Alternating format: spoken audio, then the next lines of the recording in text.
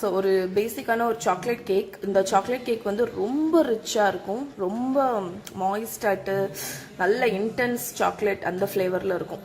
So அதுக்கு வேண்டி என்னோட அந்த ஃபேவரட் பைரெக்ஸ் மெஷரிங் ஜக் இது தேவைன்னு இல்லை. உங்களுக்கு ஒரு ஏதாவது ஒரு பவுல் எடுத்துக்கோங்க. நான் இன்னைக்கு இதில் தான் மிக்ஸ் பண்ண போகிறேன்.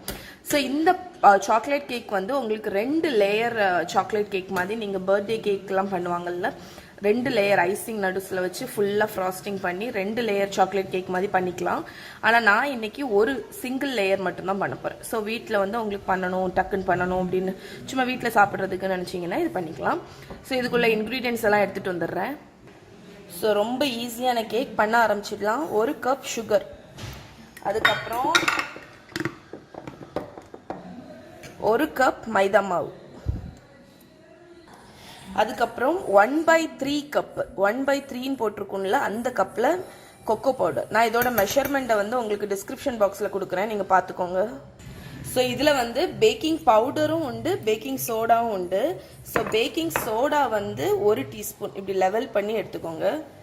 ஸோ 1 டீஸ்பூன் பேக்கிங் சோடா, அதுக்கப்புறம் ஒரு 1/2 டீஸ்பூன் கொஞ்சம் சால்ட்டு, அதுக்கப்புறம் பேக்கிங் பவுடர் வந்து 1/2 டீஸ்பூன்.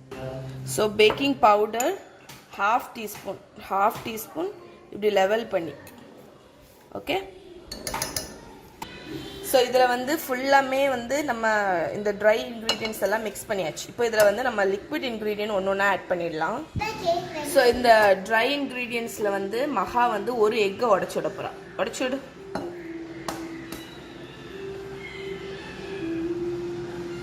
ஓகே. அதுக்கப்புறம் 1/2 கப்பு வந்து தயிர், ஆனால் கொஞ்சம் தண்ணியாக இருக்கிற மாதிரி பார்த்துக்கோங்க. கட்டி தயிர் கடையில் வாங்குவோம்ல அது வேண்டாம். ஸோ 1/2 கப் தயிர். அதுக்கப்புறம் இந்த கேக்குக்கு வந்து பட்டர் கிடையாது, அதனால 1/4 கப் வந்து ஆயில்.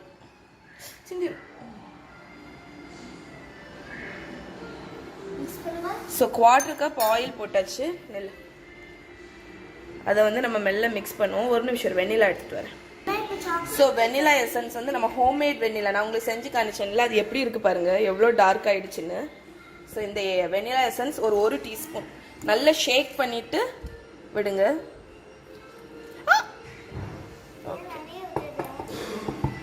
ஸோ அது மெல்லமே மிக்ஸ் பண்ணிகிட்டே இருக்கும்போது நம்ம இப்போ ஒரு காஃபி மிக்ஸ்சர் வந்து ரெடி பண்ண போகிறோம்.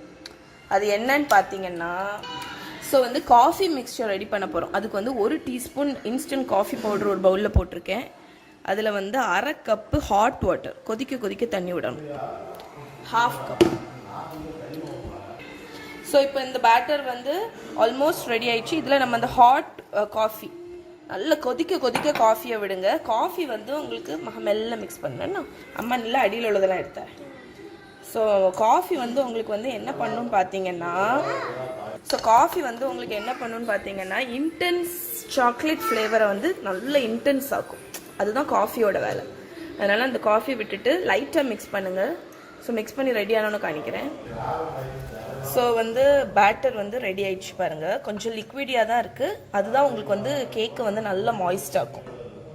ஓகே. இப்போ நம்ம வந்து இந்த கேக் பேனில் வந்து, இது ஸ்ப்ரிங் ஃபார்ம் கேக் பேன், நான் அதனால ஆயில் மட்டும் அப்ளை பண்ண போகிறேன். நீங்கள் வந்து நார்மல் கேக் பேன்னா பார்ச்மெண்ட் பேப்பர் லைன் பண்ணிக்கோங்க, பேஸில் சைட்லலாம் எண்ணெய் தடவிக்கோங்க. நான் இது ஜஸ்ட் ஆயில் மட்டும் அப்ளை பண்ண போகிறேன். ஸோ இப்போ வந்து இந்த பேட்டரை வந்து நம்ம இதில் போர் பண்ணிடலாம்.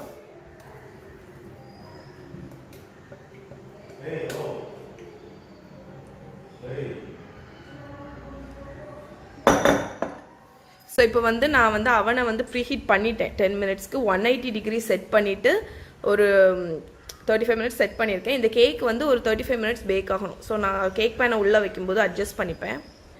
ஸோ நான் கேக் பேனை உள்ளே வச்சுட்டேன். உள்ளே வச்சுட்டு டைமிங் வந்து ஒரு 32 மினிட்ஸ் செட் பண்ணியிருக்கேன். ஸோ நான் 30 மினிட்ஸ் வந்து இந்த ஸ்கியூவரை உள்ளே விட்டு பார்ப்பேன். அதில் பேட்டர் எதுவும் இல்லைன்னா கேக் பேக் ஆகிடுச்சின்னு அர்த்தம். ஸோ இது பேக் ஆகட்டும். கேக் வந்து 35 மினிட்ஸ் எடுத்துச்சு பேக் ஆகுறதுக்கு.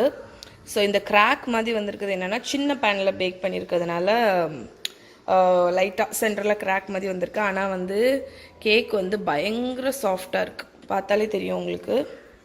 ஸோ இதை வந்து நம்ம அன்மோல்ட் பண்ணி டாப்பை வந்து கட் பண்ணிட்டோன்னா உங்களுக்கு ஈவனாக வந்துடும். ஸோ இது வந்து கூல் ஆகட்டும். கூல் ஆனதுக்கப்புறம் இதுக்கு வந்து ஐசிங் பண்ணுவோனான்னு தெரியல, ஏன்னா வந்து டைம் இல்லை, இப்போ அர்ஜென்ட்டாட்டு வெளியே கிளம்புறேன், அதனால் இது கூல் ஆனோன்னு உங்களுக்கு காணிக்கிறேன். இது வந்து அன்மோல்ட் பண்ணிட்டேன். இப்போ இந்த இதுலேருந்து இதை ரிமூவ் பண்ணிவிட்டு காணிக்கிறேன். ஸோ கேக்கு வந்து அந்த இதுலேருந்து எடுத்துட்டேன். இப்போ நான் உங்களுக்கு இதை கட் பண்ணி காணிக்கிறேன் பாருங்கள், எவ்வளோ மாய்ஸ்டாக இருக்குதுன்னு உங்களுக்கு தெரியும். அவ்வளோ சாஃப்டாட்டு. நான் இதை வந்து ஸ்கொயர் மாதிரி தான் கட் பண்ண போகிறேன். நீங்கள் வந்து 2 லேயர்ஸ் பண்ணுறீங்கன்னா இதை மேலே உள்ளதை அப்படி கட் பண்ணி எடுத்துகிட்டு இன்னொரு லேயரையும் கட் பண்ணிவிட்டு ஐசிங் பண்ணலாம். இதை பாருங்கள்,